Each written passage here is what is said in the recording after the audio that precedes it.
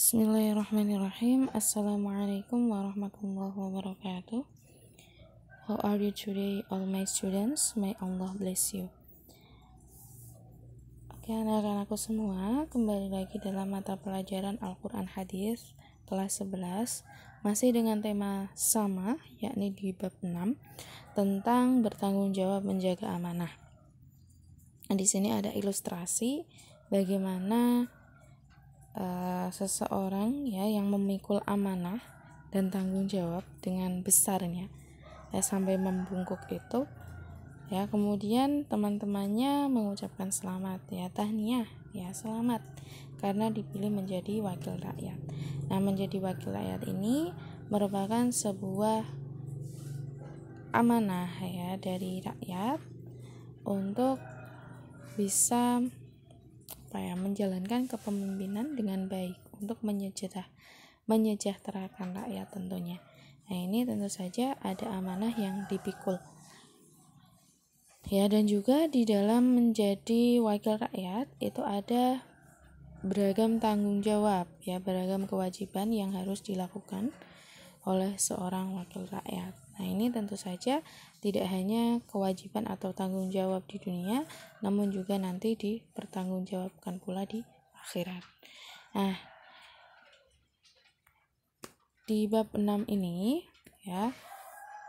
masih tema tentang bertanggung jawab menjaga amanah. Namun ini adalah bagian 2. Ini ada 2 ayat yang berbeda lagi dari yang minggu kemarin, dan nanti juga masih ada part 3-nya. Ada 1 ayat lagi dan 1 hadis. Kompetensi dasar 2 yang kemarin sudah kita ulas, maka kita lanjutkan kompetensi dasar yang saya garis tebal itu. Saya bold. Yang pertama surah Al-An'am ayat 70. Yang kedua adalah surah An-Nisa ayat 36. Jadi nanti anak-anakku semua diharapkan bisa menganalisis Quran surah Al-An'am ayat 70 serta An-Nisa ayat 36 ini. Isinya tentang apa saja? Nah, sebelum kita masuk pada pembahasan tersebut, terlebih dahulu kita review materi kemarin. Masih ingatkah anak-anakku semua tentang materi kita last week? Oke, masih ingat? Coba kita tes bersama. Yang pertama ini apa makna dari qu anfusakum wa ahlikum naro? Beserta aplikasinya dalam kehidupan sehari-hari kalian. Oke, saya beri waktu 5 detik untuk menjawab bersama. 5, 4, 3, 2, 1. Oke, kita jawab bersama. Qu anfusakum wa ahlikum naro artinya adalah jagalah dirimu dan keluargamu dari api neraka. Maksudnya apa? Maksudnya adalah menjaga diri kita sendiri, yakni dengan cara melakukan semua yang diperintahkan oleh Allah serta menjauhi larangannya. Hal ini juga harus kalian lakukan terhadap keluarga kalian, wa ahlikum. Perintahkanlah mereka untuk melakukan apa yang diperintahkan oleh Allah serta menjauhi apa yang dilarangnya. Perintah untuk apa saja? Tentu saja seperti yang tercantum dalam rukun Islam 1-5 itu utamanya dan juga perbuatan-perbuatan ihsan yang lainnya. Lantas dalam kehidupan sehari-harinya bagaimana? Bisa kalian lakukan dengan cara mengingatkan misalnya adik kalian sudah waktunya sholat, belum sholat, itu bisa diingatkan. Atau dengan mengajarkan hal-hal kebaikan lain. Yang berikutnya, pertanyaan kedua, hal apa yang diperintahkan dalam Quran surah Thaha ayat 132 dan apa hal yang mendasari hal tersebut? Apa yang mendasari hal tersebut? Nah, dalam Quran surah Thaha itu dinyatakan wa'mur ahlaka bis-shalah. Ini jauh lebih gamblang. Kalau yang pertama tadi perintah melakukan apa yang diperintahkan oleh Allah itu kan cakupannya luas. Kalau ini lebih spesifik, ya, lebih khusus, yakni perintah untuk sholat. Wa'mur ahlaka bis-sholah, perintahkanlah ahlaka, keluargamu, bis-sholah, untuk melakukan sholat. Ya, di sini wastabir, dan perintahkanlah mereka untuk bersabar. Nah, kenapa sih harus ada wastabir di belakangnya? Alasannya adalah wa'mur ahlaka bis-sholah. Kenapa secara khusus disebutkan tentang sholat? Ya, karena sholat ini merupakan hal yang krusial, ya, sebagai bentuk komunikasi dengan Allah, dan nantinya juga di akhirat merupakan amal yang pertama kali dihisab atau dihitung. Nah, ini menjadi hal yang sangat penting.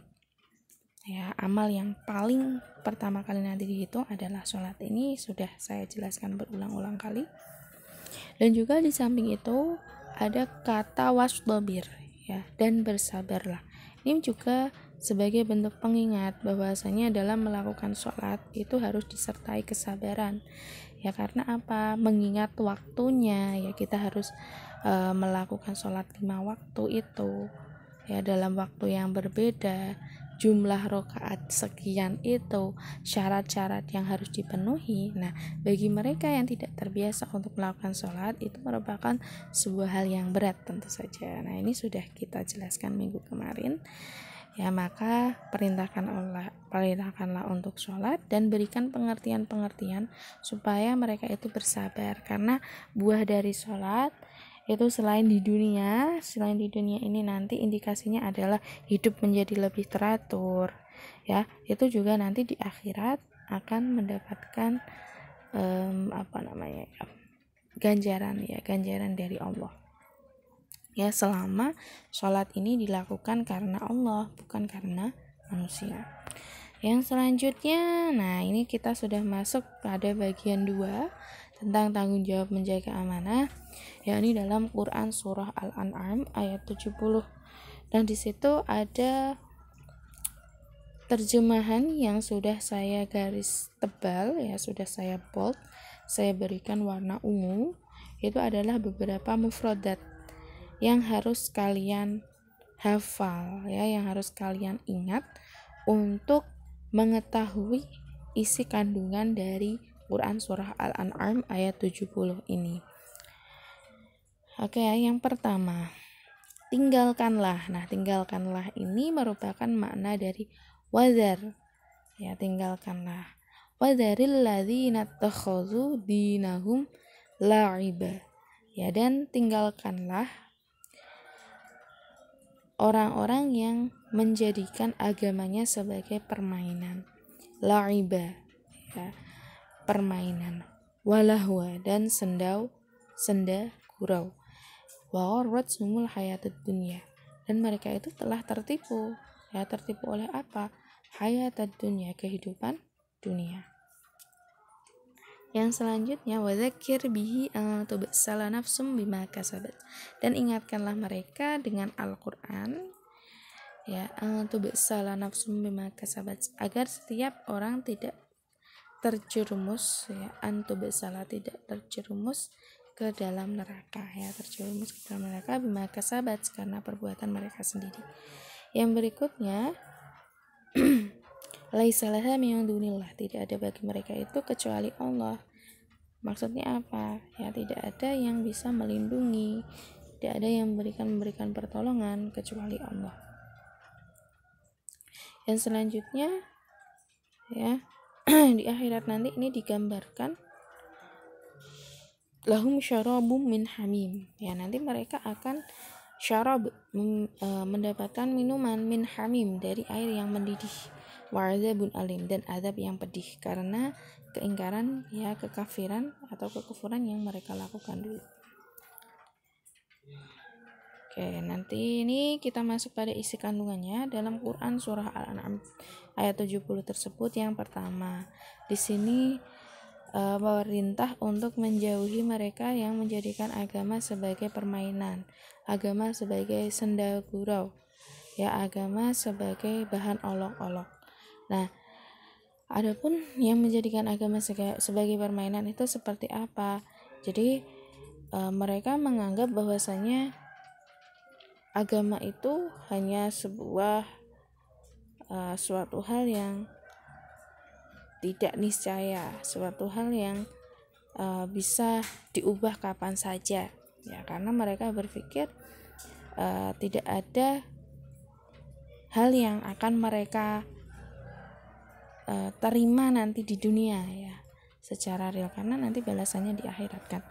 Nah, jadi mereka cenderung untuk berpindah-pindah keyakinan misalnya, ya, padahal dalam Islam itu kan ada tuntunan, ya, untuk tidak murtad atau keluar dari Islam. Nah, ini sebuah contoh dari mereka yang menjadikan agama sebagai permainan adalah berpindah-pindah keyakinan itu, misalnya dari muslim ke non-muslim, muslim lagi, non-muslim lagi. Ini juga ciri-ciri dari menjadikan agama sebagai permainan. Kemudian agama sebagai senda gurau, ya, jadi di sini juga konten-konten keagamaan, ya, ayat-ayat Al-Quran, hadis-hadis Nabi itu dijadikan sebagai bahan cemoohan, bahan guyonan, ya, padahal itu adalah sebuah sumber agama, ya, yang harus kita hormati. Dan juga ada indikasi dari yang lainnya itu memperolok-olok, ya, mengolok-olok agama. Ini juga anak-anakku semua bisa menyaksikan, ya, di media sosial sudah banyak beredar, ya, tentang orang-orang yang mengolok-olok agama, misalnya dengan menjadikan, ya, kemarin kasus yang terbaru, ya, azan dengan mengganti redaksi azan itu. Nah, ini juga menjadikan agama sebagai bahan olok-olok atau bahan senda gurau. Nah, mereka tidak sadar, yang kedua, ya, mereka tidak sadar, mereka lupa bahwasanya kehidupan ini tidak hanya di dunia, namun nanti yang lebih kekal adalah di akhirat. Mereka akan bertemu dengan Allah, dan segala hal yang mereka lakukan di dunia akan dipertanggungjawabkan nanti di akhirat, ya, karena azab Allah itu nanti akan ditimpakan di akhirat. Meskipun di dunia juga ada, namun biasanya tidak secara khusus menimpa pada 1-2 orang, ya, meskipun juga ada memang yang menimpa 1-2 orang, namun biasanya manusia tidak menyadari hal tersebut. Yang berikutnya, ya, yang ketiga, ini selain menjauhi mereka juga memberikan peringatan, ya, atau mengingatkan mereka dengan sumber-sumber hukum Islam, yakni yang terdapat dalam Al-Quran dan hadis, yang mengingatkan mereka untuk berbuat baik, ya, untuk menyadari kesalahan mereka, ya, supaya mereka ini dapat terbebas pula dari api neraka, ya, karena nanti tidak ada yang dapat menolong, tidak ada yang menjadi pelindung kecuali Allah. Yang selanjutnya dalam Quran surah Al-An'am Quran surah An-Nisa ayat 36. Di sini juga mengisyaratkan tanggung jawab, ya, tanggung jawab kepada siapa? Tanggung jawab kepada Allah, ya, dan juga tanggung jawab kepada sesama manusia. Ya, kita telah bersama. Bismillahirrahmanirrahim. Wa'budullah, dan sembahlah Allah, wala tusyriku bihi syai'a, dan janganlah kamu menyekutukannya dengan sesuatu apapun, ya. Wabil walidaini ihsana, dan berbuat baiklah kepada siapa? Walidain, ya, kepada kedua orang tua, kemudian juga dzil qurba, kepada kerabat, yatama, kepada orang yatim, wal masakin, orang miskin, wal jari dzil qurba, wal jaril junub, ya, yakni tetangga dekat, tetangga jauh, wassahibi bil jambi, yakni sahabat atau teman sejawat, wabnis sabil, ya, ibnu sabil, dan wama malakat aimanukum, dan hamba sahaya yang kalian miliki, ya, karena innallaha la yuhibbu man kana mukhtalan fakhura, ya, karena Allah itu tidak menyukai, ya, siapa yang mukhtal, yang sombong, fakhur, dan menyombongkan diri. Nah, di sini mengisyaratkan perintah untuk apa? Yang pertama adalah perintah tentang kewajiban manusia, ya, untuk melakukan ibadah kepada Allah dan juga berbuat baik kepada sesama manusia, atau kewajiban manusia untuk melakukan ibadah, ya, baik ibadah mahdhah maupun ibadah ghairu mahdhah. Ibadah mahdhah ini sendiri adalah ibadah yang sudah jelas ketentuan dan ada rinciannya, misalnya sholat, zakat, puasa. Sementara yang ghairu mahdhah yang tidak ada rincian dan juga penjelasannya secara lebih lanjut. Contoh dari ibadah ghairu mahdhah itu adalah tolong menolong, sedekah, ya, dan sebagainya. Nah, di sini ya Allah mengatur kewajiban manusia untuk berbuat baik kepada sesama. Ya, selain melakukan ibadah, ya, ibadah kepada Allah, juga bertanggung jawab untuk berbuat baik kepada sesama. Dimulai dari orang yang paling dekat dengan diri kita, yakni orang tua kita, hingga yang paling jauh, yakni mereka, ya, hamba sahaya. Ya, kalau sekarang sudah tidak ada hamba sahaya, ya. Barangkali kalau sekarang mereka IRT, ya, IRT kan mereka biasanya orang yang tidak memiliki hubungan darah sama sekali dengan kita, biasanya orang jauh. Nah, itu juga harus kita perlakukan dengan baik, karena segala perbuatan baik yang akan kita lakukan juga nanti akan ada balasannya di akhirat. Dan juga sebaliknya, apa yang kita lakukan secara buruk juga akan ada balasannya secara buruk. Ya, kenapa kita diperintahkan untuk beribadah dan juga berbuat baik? Ya, ibadah ini kan sebagai bentuk kewajiban kita terhadap Allah untuk memenuhi hak Allah, karena kita sudah diberikan nikmat segitu banyak. Nah, ketika kita tidak mau beribadah, maka kita akan sombong. Ya, kita ini termasuk orang yang sombong, orang yang membanggakan diri, padahal itu tidak disukai oleh Allah. Di samping itu juga ketika kita tidak berbuat baik, nah ini juga menyalahi aturan-aturan yang diberlakukan oleh Allah dalam Al-Quran dan hadis. Ini juga termasuk dalam kategori orang yang sombong, ya, karena tidak menghiraukan apa yang diperintahkan di dalam Al-Quran maupun hadis. Maka simpulannya adalah dalam Quran Surah Al-An'am ayat 70 ini menegaskan untuk menjauhi mereka, ya, yang menjadikan agama sebagai permainan, sebagai candaan, sebagai bahan olok-olok, dan juga diperintahkan untuk mengingatkan mereka, ya, bahwa apa yang mereka lakukan itu tidak benar. Yang benar itu seperti ini misalnya, ya. Jadi dinasihati dengan cara yang baik, ya, karena kalian juga harus mengingatkan bahwasanya apa yang mereka lakukan itu tidak hanya dimintai tanggung jawab di dunia, namun yang lebih penting nanti adalah tanggung jawab di akhirat. Yang kedua, dalam surah An-Nisa ayat 36 secara umum atau secara general mengajarkan tentang tanggung jawab terhadap Allah. Ya, tanggung jawab terhadap Allah dan tanggung jawab kepada manusia. Tanggung jawab kepada Allah ini dalam bentuk ibadah, baik ibadah yang mahdhah maupun ghairu mahdhah. Dan selanjutnya tanggung jawab terhadap sesama manusia ini adalah dengan cara berbuat ihsan atau berbuat baik kepada mereka. Nah, ini orang-orangnya sudah disebutkan, ya, dalam penjelasan yang awal tadi, ya, ketika kita menelaah tentang Quran surah An-Nisa ayat 36. Maka di sini dapat disimpulkan bahwa kedua ayat, yakni Al-An'am ayat 70 dan An-Nisa ayat 36, ini mengisyaratkan tentang kewajiban serta tanggung jawab yang harus melekat dalam diri manusia di dunia. Ya, karena segala hal yang dilakukan di dunia ini akan dimintai pertanggungjawaban pula di akhirat. Ya, jadi manusia dengan berbagai amanah yang dipikul, berbagai jabatan yang dipikul, itu tentu saja memiliki kewajiban serta tanggung jawab tersendiri. Yang selanjutnya dapat kita simpulkan pula, apa sih yang membedakan antara dua ayat pertama, yakni At-Tahrim, kemudian Toha yang sudah kita bahas sebelumnya, dengan dua ayat yang kita bahas kali ini, yakni Al-An'am dan juga An-Nisa. Nah, yang membedakan adalah untuk yang kedua pertama yang sudah kita bahas minggu kemarin, itu mengisyaratkan tentang perintah ya atau tanggung jawab yang dimiliki oleh seseorang terhadap keluarganya. Nah, jadi terhadap diri sendiri ya, terhadap diri sendiri dulu, kemudian terhadap keluarganya.